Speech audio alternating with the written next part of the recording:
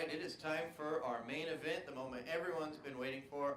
You've already met her, so she doesn't need a new introduction. I'm so excited to hear her speak, giving her sermon, if it were her last sermon she could ever give. Once again, Lanette Plambeck.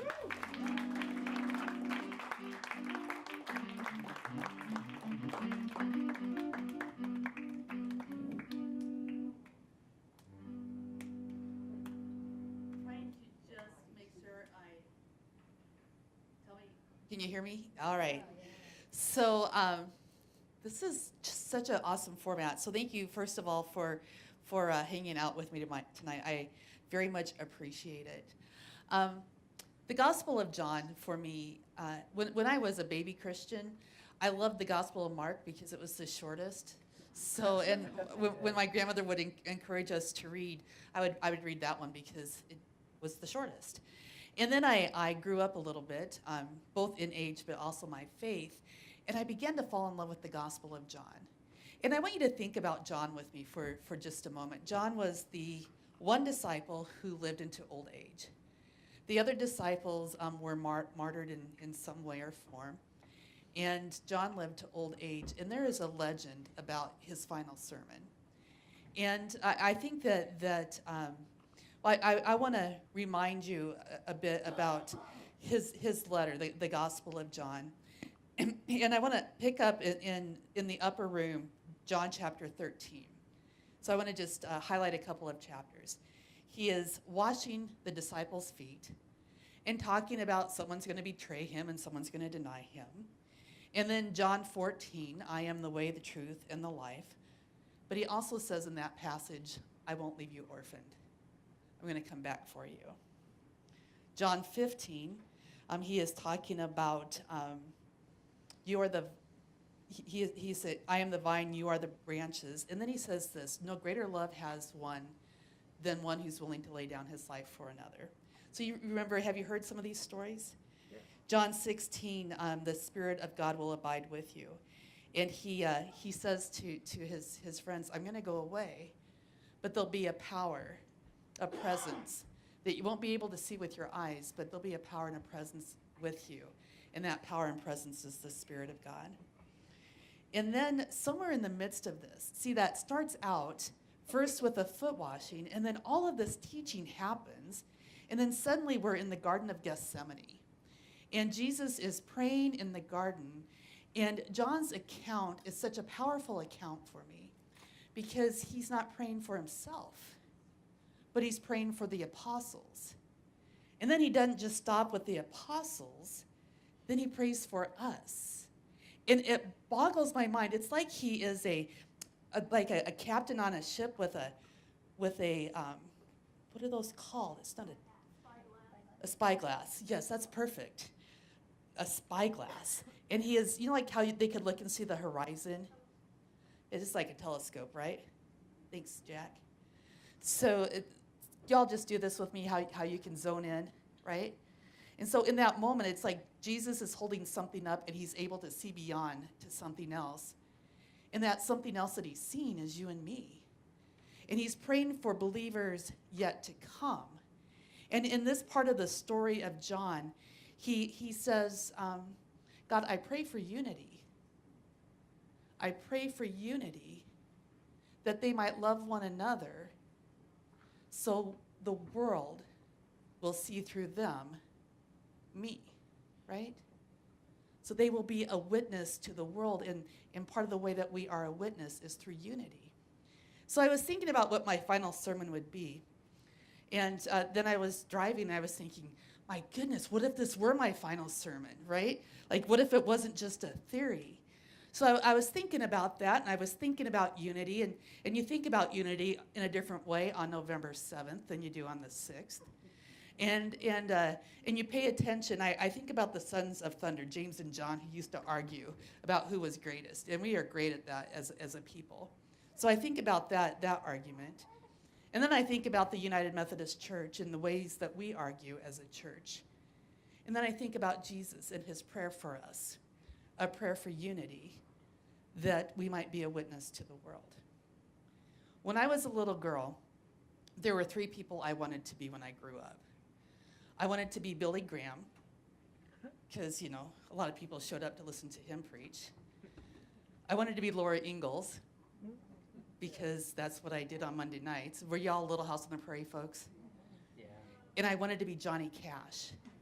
And in fact, I went through a season where I would have my back to, like if I walked into the room, I was little, I was probably his age, and I'd stand like this and I'd wait to have attention, then I'd turn around and I'd say, hello, I'm Johnny Cash. And I made my family call me Johnny Cash. And then there was a Christmas coming, and I wanted so desperately to wake up as Johnny Cash. And I woke up as me. And under the tree, there was a little guitar, and there was a black hat, and a black shirt, and a black boots, and black pants. But I still wasn't Johnny Cash, even though I could dress up and pretend. And I was so disappointed on that Christmas. And I was young. And somewhere after that moment of wanting to be Johnny Cash and being disappointed, I had another disappointment in life. In my memory, I have an older sister, but my memory is my biological dad kneeling in front of us, talking to us, with fancy, hefty garbage bags filled with his stuff. And he was explaining why he was going away and not going to be able to be our dad anymore, choosing to go away. And all I knew was, well, I don't think this is supposed to happen. Like I had that thought as a little kid. I don't think this is supposed to be the way this happens. But he did. He did go away. And I felt a little orphaned. I felt a little abandoned. And I thought, why would people do that to other people? Leave voluntarily. And that was actually the last time I'd ever seen him. So it wasn't like he was just moving down the block or out of town, like he was gone. And I began to pray.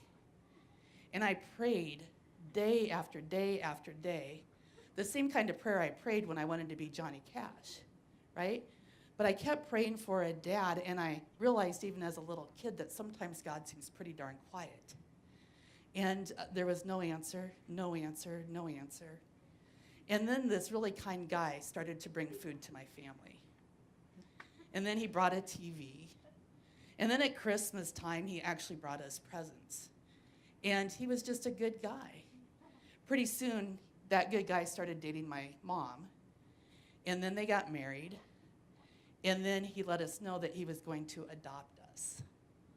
And I was thinking about the number of years I had been praying a prayer for a dad. That someone would show up and actually want the job of being our dad. And the very first thing he did for us is he took us to his church. And I remember, how old are you? I remember when I was 10 years old. That's how old I was when I was baptized. And we stood in front of the congregation, and the pastor, Jim Cobb, he had water in his hands, and he said something really special about the water. And he held the water up to heaven, and he talked to us about God. I don't remember the words. I know they were important. And then he held his hands out to the congregation, and he said words to the congregation. I don't remember what they were, but I do know he said, and this is your new family. And I was a kid really longing for family. And then he said to me, Lanette, Laurel, God is going to do something with you, for you, and through you. And then he baptized me.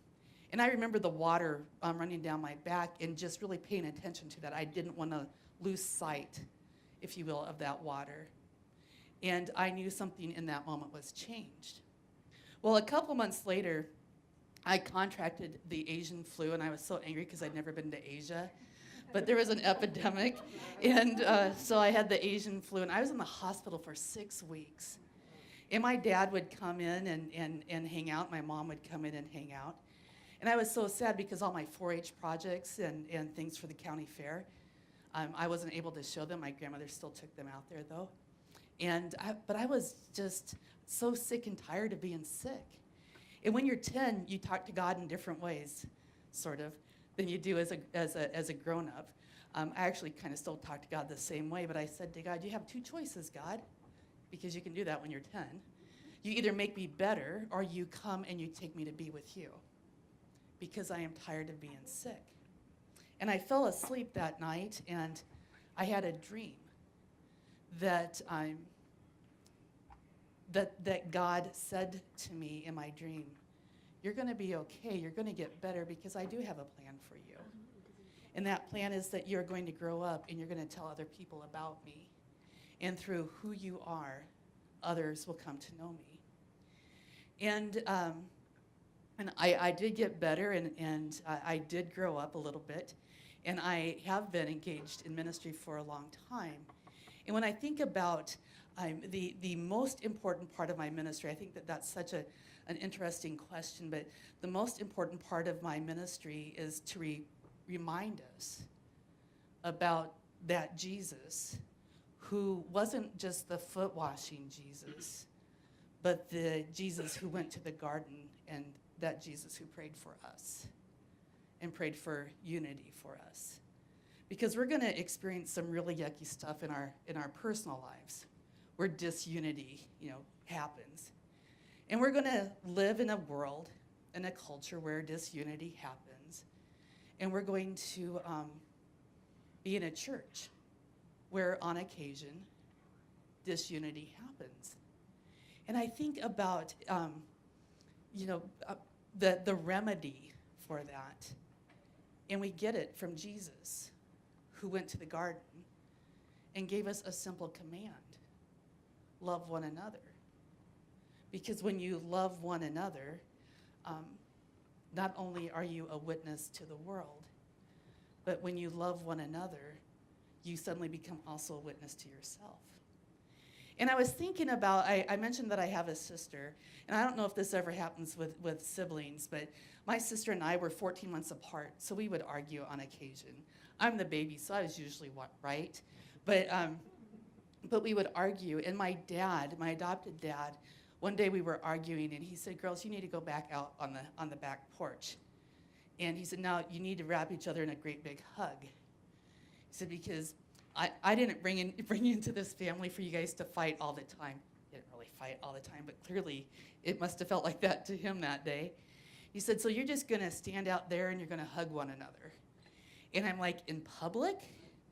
On the porch? Have you lost your mind?" And but he's like, "Yeah, you're going to," and he said, "But you're not just going to hug one another. You guys are going to just keep hollering as loud as you can, 'I love my sister. I love my sister. I love my sister.'" And so we did, because he was the dad and he told us to. And in the midst of that, my sister and I, we went from being grumpy with one another to that quickly just laughing, because there's something really wonderfully awkward about being in a giant hug with your sibling on the porch where all your neighbors can see you, loving one another. And unity was restored. I look at where we are as a nation, and I look at where we are as a church, and I look at where we are just in our human relationships. And I was thinking, gosh, if I were going to preach my final sermon, there's a lot of things I could preach on that are like personal passions, but I want to take a page out of the book of the Gospel of John. You see, in a legend, there's always some truth. And a legend of John, the author of the Gospel of John, the Apostle John, when he was an old man, he was too frail to walk around any further, so people began to carry him places. And they requested that he preach a final sermon. So he had them carry him from the chair to basically a pulpit, and he gave this final sermon: love one another. That's all he said. And then he moved so that they could carry him back down to sit down.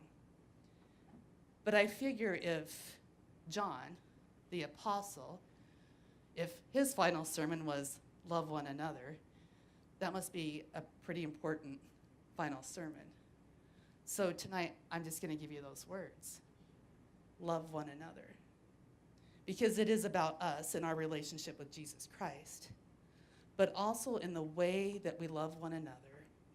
We are reminded of what Jesus said in that garden, so that the world will know, who I am. So church, love one another. Families, love one another. People in different political parties, love one another.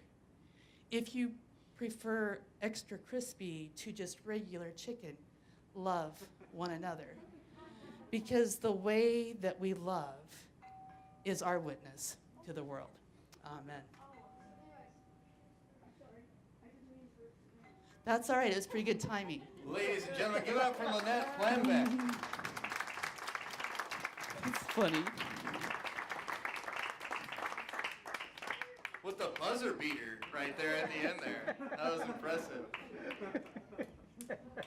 I want to thank everybody for coming tonight. This was just one of my favorite fusions that I can remember, welcoming new members, having a baptism for the first time, hearing such a wonderful message. I feel filled.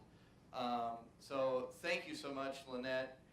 Thank you so much, Tracy and Jack and Maya. That was amazing. I'm so glad to have you on our Team Christ here at First United Methodist.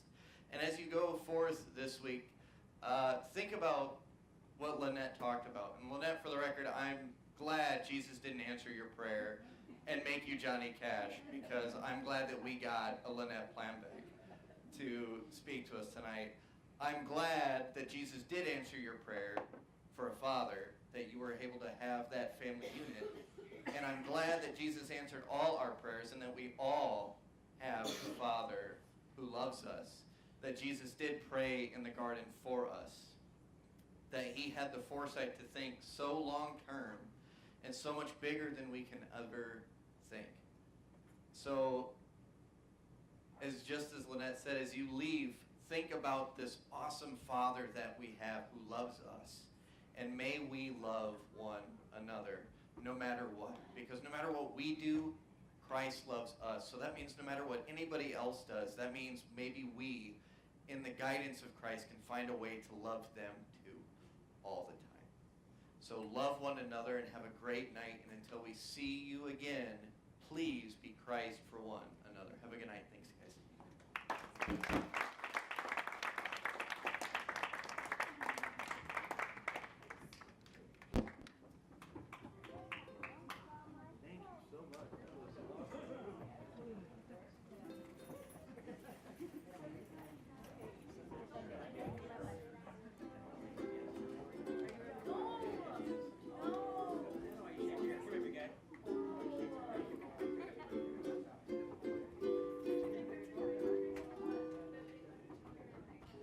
Make sure it's true when you say I love you. It's a